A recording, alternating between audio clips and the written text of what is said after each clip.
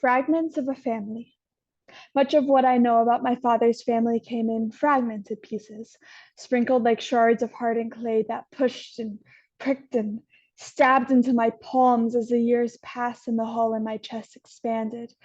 They were never complete stories, although Juan's versions of such recollections would say that they were.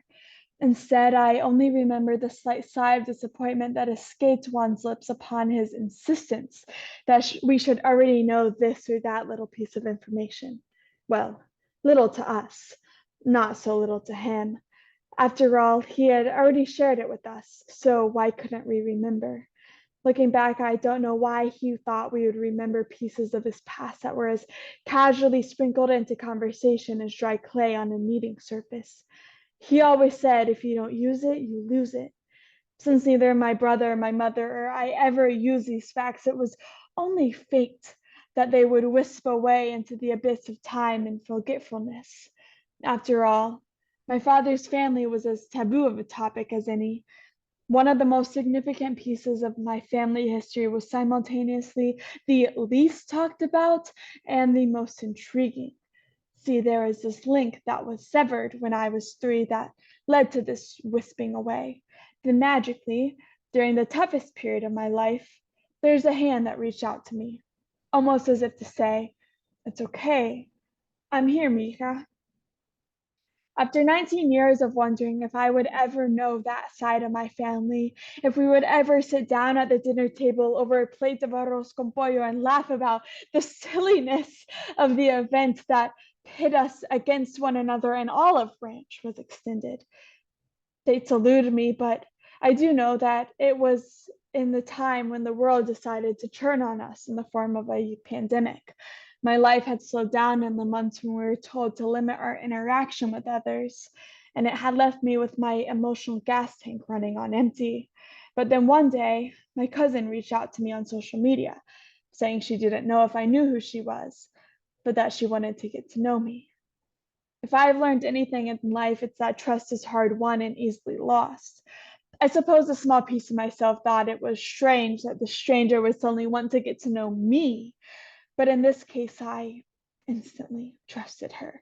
In the next few months, we exchanged stories about our lives, both surprised that cousins that had spent 17 years living completely separate life had so many of the same lived experiences. To think that we had both tried pastries from this pastry shop in the small town square of Barcelona, that we both loved the same food that were near and dear to our Peruvian heritage. When I was little, I thought that the side of me that contained her was lost forever.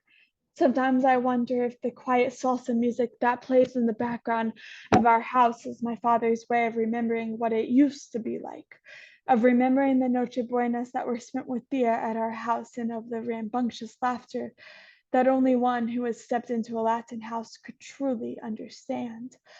I wonder. Years of pain will not be fixed in a day or a month. I know that now. I know that although my cousin cares for me, the deep rifts of our parents' past will never fully heal. I know that tragedies meant to bring families together didn't have the power to bring mine back. They say that time heals all things, that if you are patient enough, all the puzzle pieces will fall into place. But with all the puzzles I have done throughout my life, I know that this isn't entirely true. That puzzle pieces don't fit together immediately. It takes trial and error and work to complete a complex puzzle, and that is what my family is.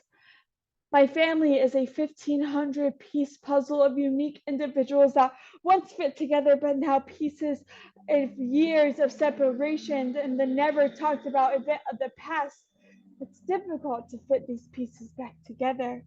Some of the pieces have been bent, others have been broken. I used to dream that I would knock on the door of my tia's house and she would welcome me with a big hug, the kind I hear Latino families are known for. Sometimes I think if only I knew her, I would be more of a Latina. If only she had been there to encourage my dad to keep teaching me his native tongue. I used to live in a world of what if. Now I know how dangerous that can be. What if keeps me living in the past and the future, but never the present. My family is not whole. I don't know if there will ever be a time when my tia will speak to my father like they used to when they were attached at the hip. I don't know why sometimes God brings together people in our lives just to rip them away again. I don't know why sometimes families who have been through hell together suddenly deteriorate, but I do understand why my Father gives us little breadcrumbs at a time. Sometimes pain is too much for a person to process and explain at once. Joy can be easily recounted in a sitting, but pain takes on too much of an emotional burden. In those moments, my father was more of a stranger to me.